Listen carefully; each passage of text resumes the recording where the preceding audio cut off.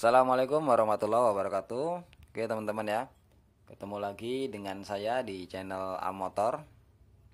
Dan untuk pertemuan kali ini saya mau sedikit menjelaskan tentang cara kerja mesin potong rumput. Nah, prinsip kerjanya lah gitu. Jadi supaya kalau teman-teman paham prinsip kerjanya, harapannya teman-teman bisa mendeteksi penyebab dari kerusakan mesin yang sedang teman-teman hadapi. Jadi di sini saya ada dua mesin potong rumput ya teman-teman ya. Dua-duanya ini mati dan kasusnya sama, ngejim semua, macet semua. Nah mungkin penyebabnya ya karena kurang perhatian ya, kurang perhatian terhadap penggunaan mesin potong rumput. Nah misalnya campuran oli yang kurang banyak, atau juga penggunaan oli samping yang kurang bagus gitu, atau bisa juga penggunaan mesin yang terlalu over, jadi digeber terus. Nah ini juga bisa berakibat pada mesin ini jadi ngejim, karena kalau dia overheat, terlalu panas, mesin dua tak ini lebih rawan untuk macet ya teman-teman.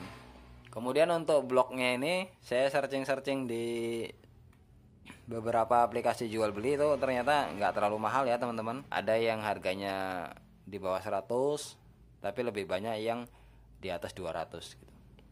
Nah itu untuk bloknya teman-teman bisa pilih sendiri. Oke, seperti apa penjelasan cara kerjanya, teman-teman bisa simak dan tonton video ini sampai habis gitu. Dan ini juga berlaku khusus pemula. Untuk senior saya kira nggak perlu lah gitu.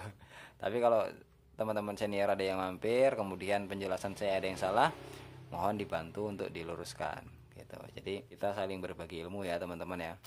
Oke, kalau gitu langsung aja kita eksekusi ya teman-teman ya. Oke teman-teman ya, jadi ini sedikit penjelasan tentang mesin potong rumput secara utuh.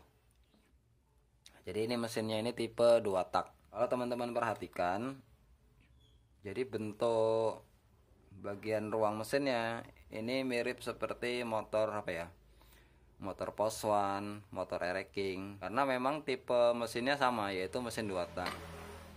Saya kira saya nggak perlu jelasin bagaimana cara kerja mesin 2 tak ya, teman-teman juga mudah-mudahan tahu, atau kalau yang belum tahu bisa browsing lah cara kerja mesin 2 tak. Tapi untuk kali ini saya nggak mau menjelaskan tentang cara kerja mesin 2 tak, tapi yang mau saya jelaskan yang sering kali dihadapi teman-teman ketika di lapangan aja.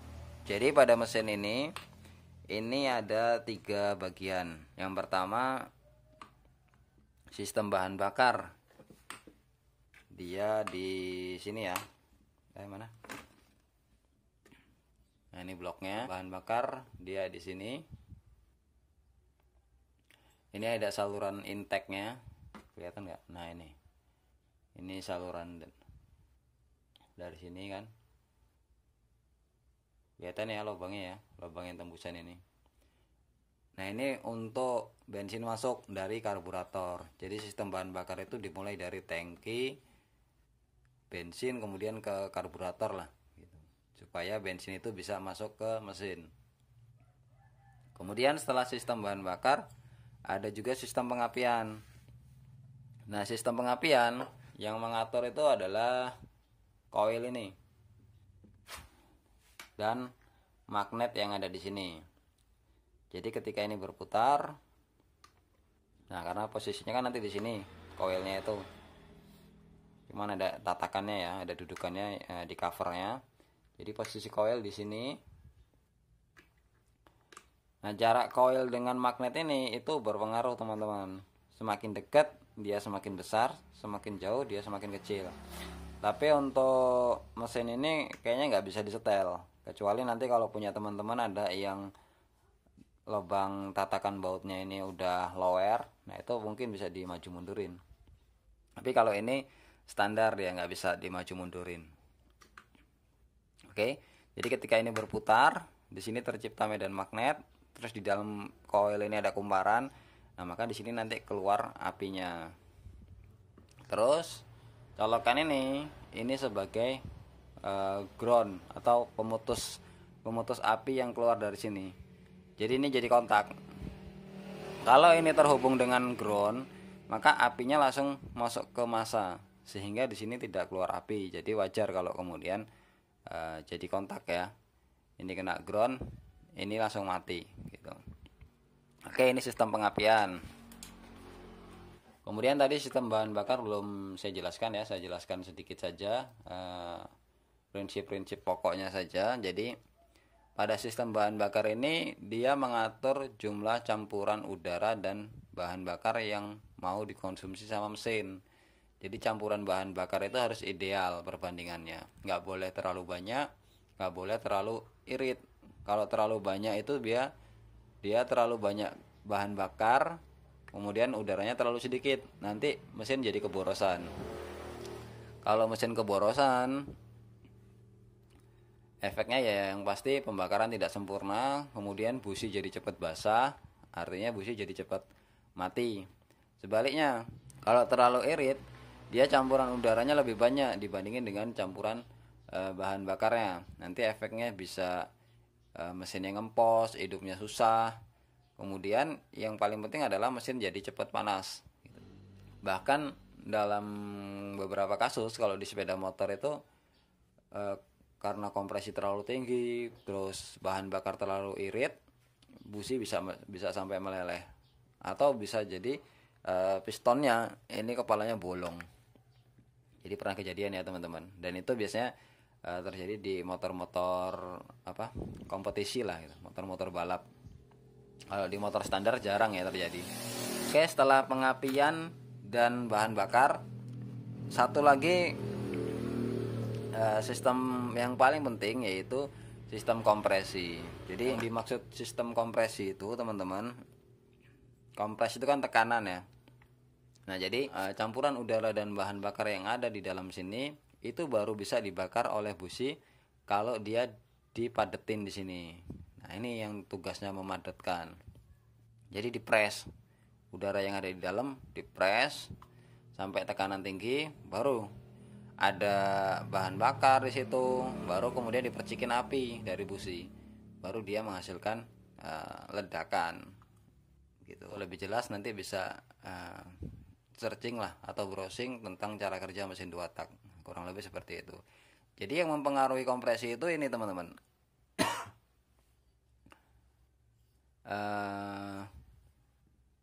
piston ini, kemudian dengan ringnya gitu, yang sangat berpengaruh pada besarnya tekanan kompresi. Walaupun sebenarnya bentuk kubah atau ruang bakar itu juga sangat berpengaruh, tapi untuk mesin rumput itu tidak terlalu jadi patokan gitu, karena tidak dirubah-rubah, kecuali pada mesin sepeda motor yang mau dibuat kompetisi itu memang besarnya ruang bakar itu yang sering dirubah, sudut squeeze-nya itu memang sering dirubah untuk mengatur perbandingan kompresinya. Tapi untuk mesin rumput ini nggak perlu. Yang terpenting adalah kondisi ring piston dan piston ini harus bagus teman-teman. Jadi nggak baret seperti ini. Nah ini udah lumayan parah teman-teman ya. Nah kalau udah kayak gini memang wajar kalau kemudian kompresinya kecil gitu. Jadi biasanya mesin tetap masih mau bunyi, tapi yang pasti tenaganya udah berkurang. Kemudian suara mesin juga pasti lebih kasar karena dia udah baret kayak gini ya teman-teman. Nah ini posisinya di dalam sini. Oke. Nah permasalahan yang sering terjadi kalau seandainya mesin teman-teman tiba-tiba mati, teman-teman itu yang perlu diperiksa cuma 3 teman-teman. Jadi kalau enggak api, kemudian bensin atau bahan bakar, kalau enggak ya kompresi itu. Maka poinnya 3 ini yang perlu kita pahami. Jadi poinnya cuma 3 yang perlu kita pahami, api, bensin, dan kompresi.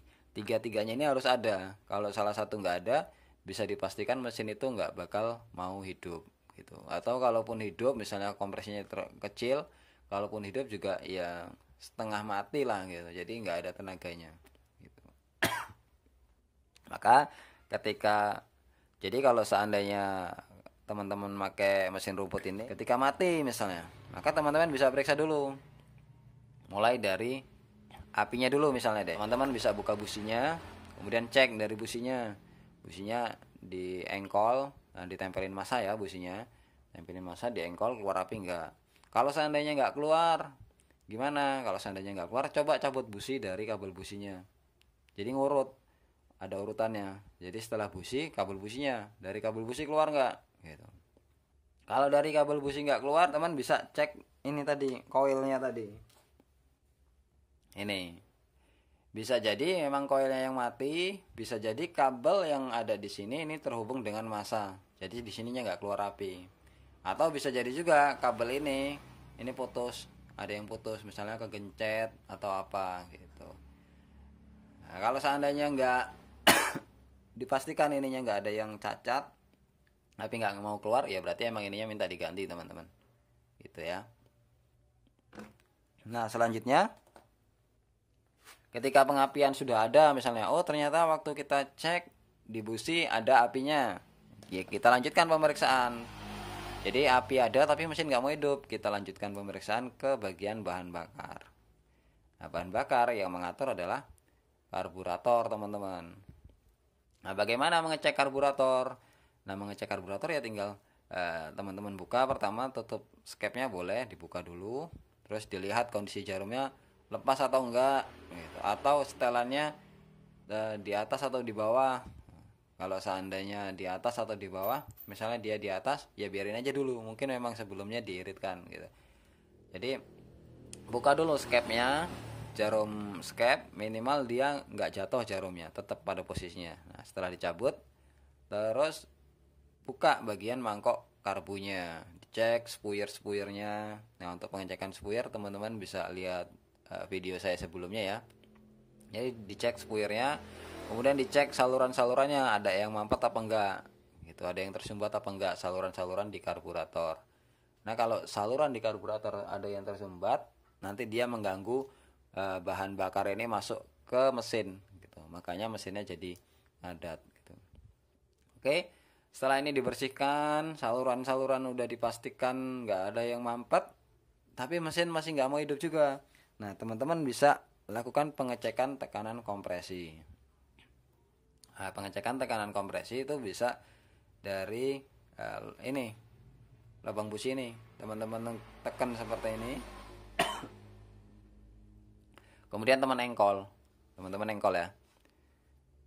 Nanti kalau tekanan kompresinya bagus, di sini kerasa ada tendangan, gitu. Tendangannya kuat. Atau bisa juga dari sini. Hisapan dari mesin gitu. Jadi walaupun tekanannya bagus, ternyata dia nggak mau ngisep, tekanan bawahnya nggak ngisep, itu juga nanti berpengaruh. Karena apa? Karena nanti bahan bakarnya kesulitan untuk masuk ke dalam mesin karena hisapannya tidak cukup untuk menghisap bahan bakar gitu. Nah kalau seandainya dia nggak mau ngisep atau tekanan kompresinya terlalu kecil, nah maka permasalahannya berarti ada di bagian blok silinder. Nah teman-teman harus buka ini kalau seandainya ini terjadi. Atau bisa juga sih sebenarnya dipancing dulu dengan menggunakan oli, dimasukkan oli ke dalam lubang busi. Kalau teman-teman belum mau bongkar, misalnya kerjaannya nanggung belum selesai, bisa dimasukin oli di sini, dipancing. Jadi yang jadi kekuatan pada sistem kompresi itu ya ini piston, ring seher, dan tidak lupa juga campuran oli samping teman-teman, saya lupa ya. Jadi kunci dari mesin 2 tak ini memang oli samping pelumasannya, nggak ada pelumasan lain selain pelumasan oli campur gitu atau oli samping. Maka semakin bagus kualitas oli samping, ya mesin semakin bagus gitu, semakin awet. Gitu juga dengan campuran oli samping dan bahan bakarnya juga harus dipertimbangkan. Kalau terlalu banyak tadi dia benar mesinnya jadi lebih awet, tapi busi jadi cepat mati gitu. Kondisi piston jadi lebih awet karena banyak oli kan, tapi hidup mesin juga jadi terganggu. Kemudian kalau terlalu irit, ya ini ancamannya ada di sini, di piston ini jadi mudah baret. Kemudian mesin jadi cepat panas juga gitu. Oke, ini bagian mesin kalau mesinnya nggak mau hidup gitu. Jadi 3 itu saja, sistem bahan bakar, sistem pengapian, dan sistem kompresi. Oke, itu ya teman-teman ya untuk prinsip kerja mesin 2 tak. Nah, selanjutnya adalah kalau seandainya mesinnya hidup tapi apa ya, maunya digas gede baru dia mau muter pisau potongnya misalnya. Nah, itu permasalahan selanjutnya ada di bagian sistem transmisi teman-teman. Jadi penerus putaran. Nah, ini kan putaran mesin diteruskan ke sini. Apa ini namanya ya? Kayak flywheel lah gitu. Kayak magnetnya, kemudian di sini ada namanya kampas nih. Ini kampas ini cara kerjanya sentrifugal, teman-teman. Jadi menggunakan gaya sentrifugal. Nah, gaya sentrifugal ini cara kerjanya adalah ketika mesin ini berputar, ini kan yang jadi tumpuan cuma satu nih teman-teman, sini sama sini. Yang sini dia nggak ada tumpuan, artinya dia bisa megar nih. Nah, gini. Nah, ketika ini berputar seperti ini, secara otomatis ada atau timbul gaya sentrifugal yang mengakibatkan kampas prodonya ini terlempar keluar, jadi gini, megar. Nah, ini yang dimanfaatkan oleh mesin ini. Ketika ini megar, ini kan dalam dari rumah penghubung piston rumah penghubung pisaunya ini ya teman-teman ya. Jadi posisi kampas ini ada di dalam sini teman-teman. Nah, ketika ini megar, maka dia jepit di sini teman-teman. Jadi ketika kampasnya megar, dia jepit ke sini. Sementara mesin kan terus berputar. Nah, sehingga seling pisau itu juga ikut berputar. Nah, jadi semakin besar gas, putaran ini semakin cepat, gaya sentrifugalnya juga semakin besar gitu. Kalau seandainya dia gasnya harus besar baru dia mau berputar, itu bisa jadi kampasnya ini yang sudah mulai tipis ya teman-teman, sudah mulai habis. Jadi bisa jadi kampasnya ini yang mulai tipis sehingga dia butuh pembukaan kampas yang lebih lebar. Artinya apa? Artinya butuh gas yang lebih lebar gitu. Oke, itu ya teman-teman ya. Selanjutnya apa lagi ya? Engkol perlu nggak ya dibuka? Oke, itu ya teman-teman ya. Selanjutnya kalau seandainya teman-teman dapat kasus mesinnya macet misalnya, mesinnya nggak mau muter, di engkol nyangkut misalnya, jadi di engkol gini macet. Nah, apa yang harus dilakukan? Yang pertama, teman-teman bisa coba buka bagian tutup ini dulu, tutup cover penghubung ke pisaunya. Nah, setelah ini dibuka, coba diputar dengan tangan seperti ini. Kalau ada yang nyangkut, teman-teman coba sebelumnya buka busi juga ya. Sebelumnya businya dibuka, kemudian buka cover ini, coba diputar pakai tangan. Kalau nyangkut, coba lihat di bagian dalam sini, ada yang nyangkut nggak, apa kerikil atau apa yang masuk ke dalam sini gitu. Kalau seandainya dipastikan aman, ya mau tidak mau teman-teman harus buka blok untuk memastikan penyebab macetnya itu bukan karena pistonnya ngejim gitu. Nah, kalau memang pistonnya ngejim, ya mau nggak mau harus diganti. Oke, saya kira itu dulu ya teman-teman ya untuk pembahasan kita kali ini. Kalau teman-teman ada yang mau tanya, silakan tulis di kolom komentar. Oke, mudah-mudahan bermanfaat. Wassalamualaikum warahmatullahi wabarakatuh.